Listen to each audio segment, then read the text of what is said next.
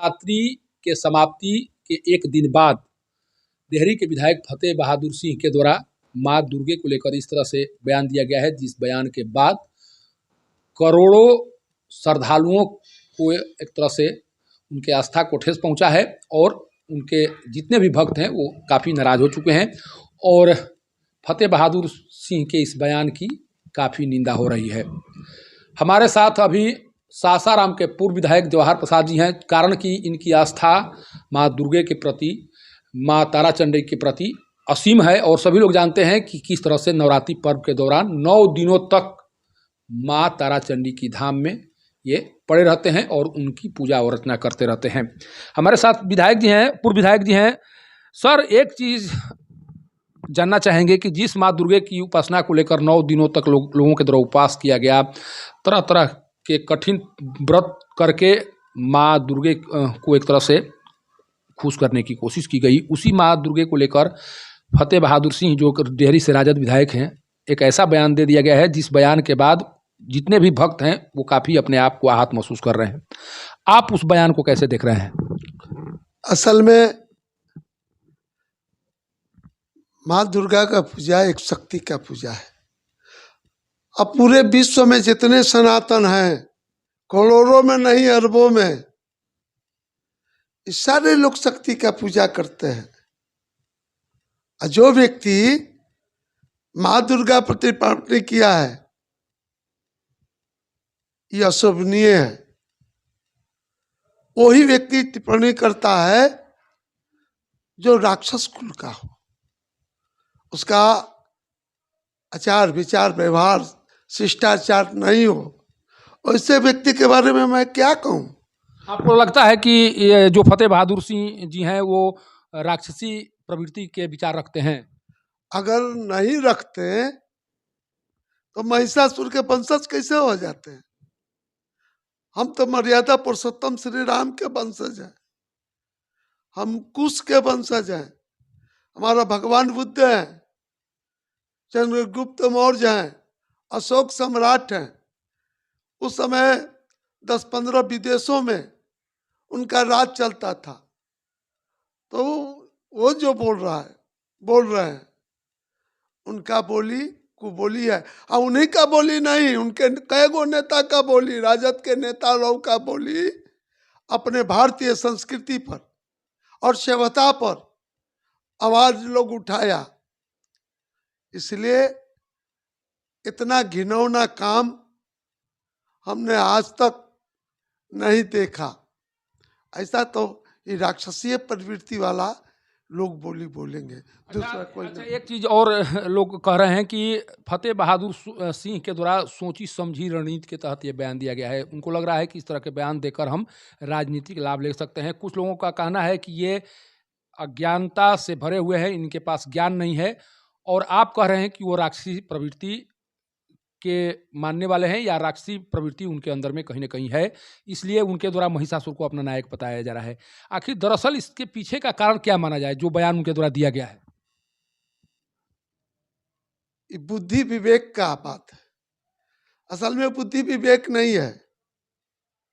मैं तो उनको चुनौती देता हूं कि हाँ, राक्षस परिवार के हैं, अपने गांव में छठ मत होने दीजिए, तब मैं समझूंगा। अपने घर में छठ मत होने दीजिए, तब न समझूंगा। बोली बोल देना से ये काम चलने वाला नहीं है।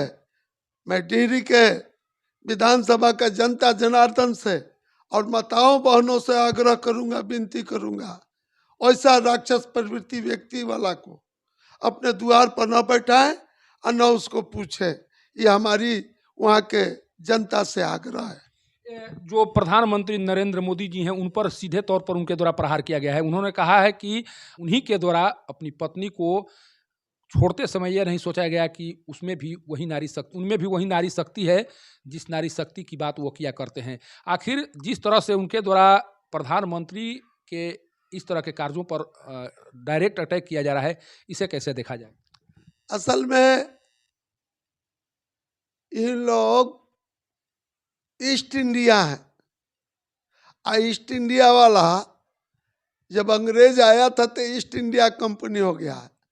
अब इन लोग इंडिया हो गए हैं, तो इन लोग तो बड़े एकक से बात, कोई के बेटी बहन पर, माताओं बहनों पर बहुत लोग आवाज उठाए, लेकिन आदरणीय नरेंद्र मोदी जी माँ के बहुत बड़ा भक्त हैं, इस भारत के लिए महापुरुष है, और उन महापुरुष को पूरा विश्व जान रहा है, और भारत का मान सम्मान आज तक देश आजादी के बाद अगर कोई प्रधानमंत्री आया तो आदरणीय श्री श्री नरेंद्र मोदी जी, मैं उसके बारे में क्या कहूंगा, इसका बुद्धि विवेक समाप्त हो गया है, उनके बारे में मैं कुछ नहीं कहूंगा। अच्छा, एक चीज और, एक प्रश्न उठाया गया है कि माँ दुर्गे में अगर इतनी ही शक्ति है तो जो तब जब अंग्रेज भारत में आए हुए थे उनके द्वारा अंग्रेजों को भगाने के लिए या अंग्रेजों के संहार के लिए वो कार्य क्यों नहीं किया गया जो कार्य महिषासुर को कथित तौर पर संहार के लिए किया गया? इस तरह का प्रश्न उनके द्वारा उठाया जा रहा है, और इसीलिए कहा जा रहा है कि माँ दुर्गे एक काल्पनिक पात्र हैं, इससे ज्यादा कुछ नहीं है। असल में भारत देश को ललकारने के लिए मोहम्मद गोरी आया, मोहम्मद गजनी आया, अकबर ने आया, औरंगजेब ने आया, अंग्रेज ने आया, सारे पस्त होके चले गए। किनका शक्ति काम कर रहा था? माँ दुर्गा का शक्ति काम कर रहा था, तब आज सारे लोग पस्त होकर चले गए, भारत उनके कब्जा में था। आज भारत पूरे विश्व के ऊपर इतना बड़ा भारत आदरणीय प्रधानमंत्री जी के नेतृत्व में जो बढ़ रहा है वो देख रहे हैं, लेकिन किसका शक्ति था? माँ दुर्गा का शक्ति था। माँ के दुर्गा के शक्ति के चलते सारे लोग देश छोड़ के अत्याचारी, अत्याचारी, पापाचारी, दुराचारी सब भाग गए, लेकिन किनके बदौलत? माता के बदौलत। माँ में वो शक्ति है। आज क्या जरूरत है? पूरे विश्व के सनातन माता का पूजा कर रहे हैं, वो क्या जानेगा? वो थोड़े कुछ जानता है। जैसे कहा जा रहा है, कुछ लोग कह रहे हैं कि जैसे ही उनका बयान आया उसके बाद डेहरी में विरोध प्रदर्शन किए गए जो पूर्व विधायक हैं सत्यनारायण सिंह जी के द्वारा, लेकिन सासाराम में इस तरह का विरोध नहीं दिखाई पड़ रहा है, जिसके बाद से लोग कहना शुरू कर चुके हैं कि भाजपा एक तरह से सॉफ्ट कॉर्नर अपना कर चल रही है उनके प्रति। आखिर सासाराम में उनके इस बयान की निंदा तो की गई, लेकिन उनके विरुद्ध कोई विरोध प्रदर्शन नहीं किया गया। आपको लगता है कि सासाराम में जिस तरह से विरोध प्रदर्शन होना चाहिए था वो हुआ, या भविष्य में करने की तैयारी है इस तरह की?